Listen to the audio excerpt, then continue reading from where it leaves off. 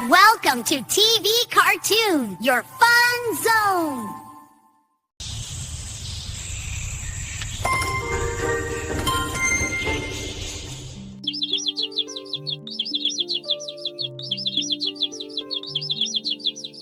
अरे ये कौन सी लैंप है जो इतना चमक रहा है? देखकर तो नहीं लगता कि ये कोई साधारण लैंप है। और ये औरत कौन है जो इस घने जंगल में अकेली पड़ी हुई है? हरिया उस औरत के पास जाकर बैठ जाता है और उस औरत को पकड़कर उठा लेता है और बोलने लगता है कि तुम कौन हो और अकेली यहाँ क्यों पड़ी हुई हो? तुम मेरी चिंता मत करो क्योंकि जंगल ही मेरी घर है। लेकिन तुम कौन हो और काले अंधेरा रात में इस जंगल में क्या कर रही हो? मेरा नाम हरिया है। मैं पड़ोस की गांव में रहता हूँ। कुछ दिनों से मेरा तबीयत ठीक नहीं था, जिसकी वजह से मैं लकड़ियाँ काटने नहीं आ पाया। और कुछ दिन ऐसे चलते चलते अब घर में खाने के लिए कुछ नहीं बचा है। इसलिए मैं शाम को ही जंगल में लकड़ियाँ काटने के लिए आया था। लेकिन घर की तरह चलते चलते रात हो गया और मैं जब यहाँ आई तब देखा कि यहाँ से तेजी से रोशनी निकल रहा है।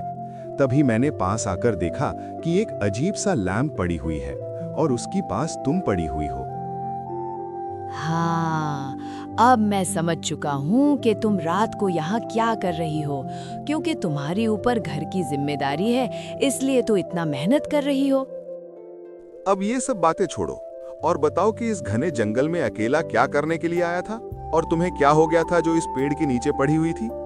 देखो, तुम जैसा सोच रही हो वैसा नहीं। मैं कोई साधारण इंसान नहीं हूँ। मैं हूँ इस जंगल की रखवाले। और तुम जो ये लैंप देख रही हो, ये भी कोई साधारण लैंप नहीं है। ये है जादुई लैंप। क्योंकि आज की रात हमें इस जंगल की चारों ओर घूमना था, लेकिन मैं तुम्हें देखकर यहाँ घायल होने का नाटक किया, क्योंकि मैं देखना चाहता था कि तुम मेरी पास आती हो या नहीं। लेकिन तुम क्यों देखना चाहती थी कि मैं तुम्हारे पास आती हूँ या नहीं?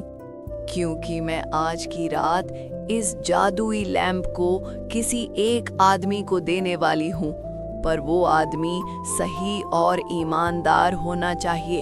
इसलिए मैं तुम्हारी परीक्षा ले रहा था और तुम इस परीक्षा में पास हो गई। इसलिए ये लैंप तुम ले जाओ।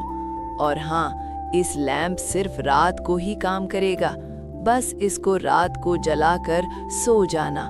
लेकिन एक बात याद रखना, ये लैंप जब तक हाथ में रखोगी तब तक ये लैंप काम नहीं करेगा। बोलकर वो औरत वहां से गायब हो जाता है और हरिया खुशी से कुल्हाड़ी और लकड़ियां छोड़कर वो लैंप लेकर घर की तरह चला आता है।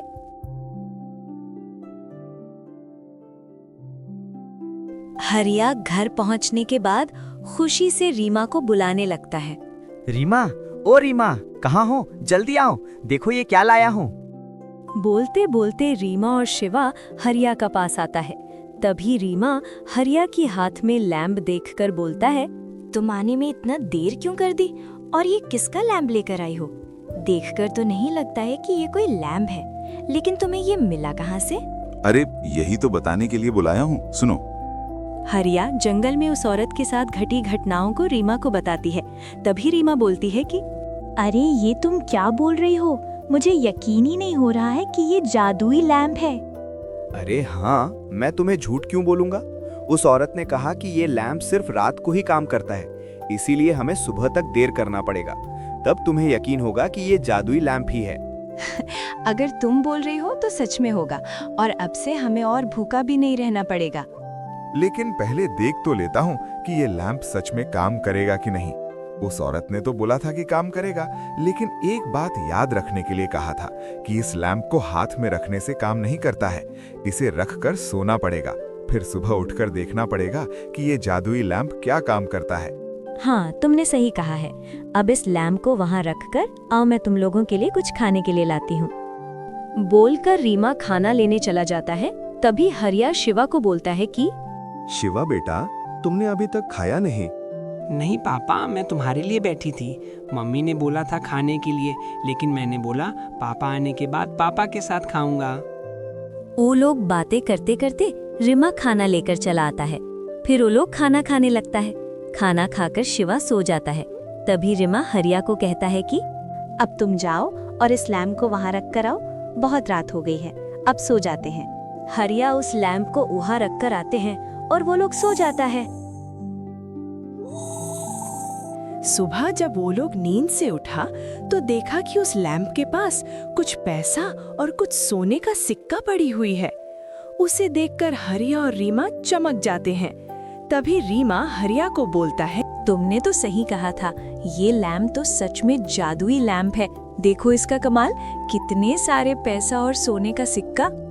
हाँ, सच में ये लैंप जादुई लैंप है। उस औरत ने सही कहा था।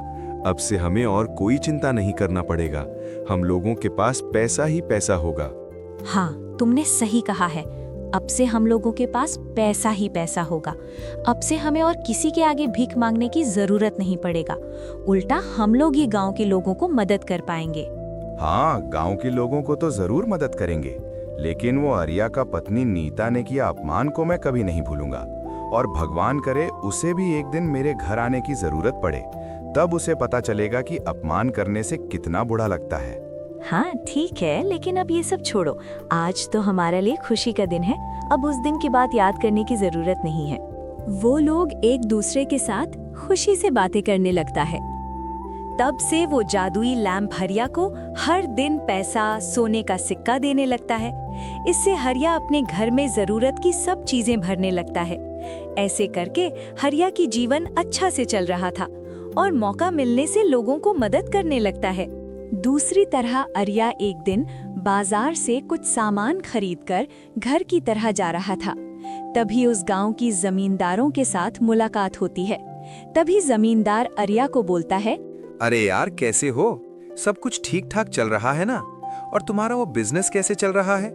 बड़े साहब, तुम्हें बताने के लिए भूल गया था कि मैंने तुमसे जो पैसा लिया था बिजनेस करने के लिए, वो बिजनेस की बात कैंसिल हो गई है। मैं आज शाम को आपकी सारा पैसा लौटा दूंगा। आप शाम को घर पर रहना, मैं लोगों को लेकर जाऊंगा। हाँ ठीक है, अगर तुम उस पैसा से काम नहीं करोगी तो रख कर क्या करोगी? लौटा देना। बोलकर आर्या घर की तरह चला आता है। घर आने के बाद देखा कि नीता बिस्तर पर बैठे बैठे रो रही है। तभी आर्या नीता के पास जाकर बोलता है, क्या हुआ नीता, तुम रो क्यों रही हो? अरे कुछ तो बोलो। सब कुछ खत्म हो गया है। मैं तुम्हें कैसे बोलूं, मुझे कुछ समझ नहीं आ रहा है। अरे क्या हुआ है, मुझे बताओ। अगर नहीं बताओगी तो मैं कैसे समझूंगा कि क्या हुआ है? तुमने जो पैसा ले आया था जमींदार से, वो पैसा घर से गायब हो गया है। मुझे कुछ समझ नहीं आ रहा है कि वो पैसा लिया किसने। अरे नीता, ये तुम क्या बोल रही हो? अभी अभी मैंने जमींदार को बोलकर आया हूँ कि शाम को पैसा देने के लिए घर जाऊंगा। अब मैं इतना सारा पैसा कहाँ से लाऊंगा? भगवान, अब मैं क्या करूँ? मुझे मदद करो भगवान, मुझे मदद करो। बोलकर वो दोनों रोने लगता है। कुछ समय रोने के बाद आर्यन नीता को बोलने लगता है, नीता, अब रोने से कुछ नहीं होगा। अब हमें कुछ करना पड़ेगा। अगर जमींदार का पैसा चुका नहीं पाया तो वो हमें छोड़ेगा नहीं। अब रोने से कुछ नहीं होगा। कोई हाल पता करो कि अब हमें क्या करना चाहिए। ऐसे करते करते कुछ दिन चला जाते हैं। अचानक एक दिन आर्या के घर में गांव के जमींदार कुछ लोगों को लेकर आते हैं और आर्या को बुलाने लगता है। आर्या, ये आर्या घर पे है या नहीं? बाहर आ। तभी आर्या और नीता घर से बाहर आते हैं और देखता है गांव की जमींदार कुछ लोगों को लेकर आई है। तभी आर्या बोलते हैं कि क्या हुआ बड़े साहब, गांव में कुछ हुआ है क्या? गांव में तो कुछ नहीं हुआ, लेकिन तुम्हारी घर में जरूर कुछ हुआ है। नहीं तो तुमने उस दिन कहा था कि शाम को पैसा लेकर घर में आओगी, लेकिन घर तो दूर की बात है। आजकल तुम्हें बाजार पर भी नहीं दिख रहा हूँ। बड़े साहब, तुम्हें क्या बोलूं? उस दिन मैं जब घर आई तब पता चला कि घर से पैसा चोरी हो गया है और नीता बैठे बैठे रो रही है। इसलिए बाजार तो दूर की बात है, कुछ दिनों से घर निकलना बंद कर दिया इस पैसा की चिंता में।